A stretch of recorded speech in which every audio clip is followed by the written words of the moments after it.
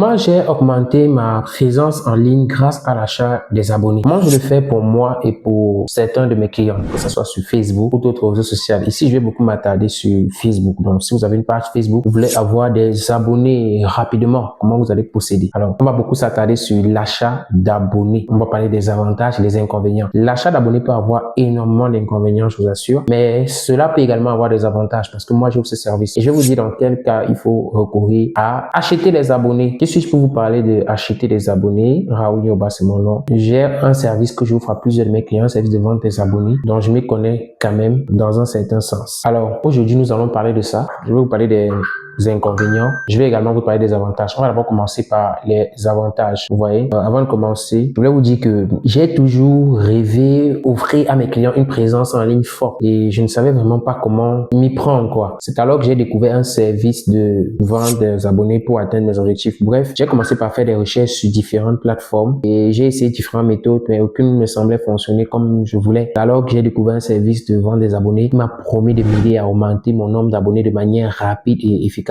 Bon, au début, j'ai été sceptique, mais j'ai décidé de tenter ma chance. Donc, j'ai acheté ces abonnés-là pour mes clients et j'ai été surpris de voir à quel point cela a fonctionné. Mon nombre d'abonnés a augmenté rapidement et j'ai commencé à voir plus d'engagement sur les publications des pages de mes clients. Bon, le problème avec l'achat d'abonnés, c'est quoi? C'est que si vous achetez des abonnés, cela peut être pour une crédibilité de votre page. Donc, si vous voulez que votre page soit crédible aux yeux des internautes, que lorsqu'ils arrivent, voient 100 000, 200 000, c'est bon. Si c'est que ça votre objectif, je vous conseille énormément d'acheter des abonnés. Même lorsque je vends des abonnés aux clients, je leur dis, ok, si par exemple, je veux que ma page soit crédible, je peux également acheter des abonnés. C'est un peu comme certains artistes qui voudraient avoir des vues sur leur chaîne. Mais cela peut également avoir des inconvénients.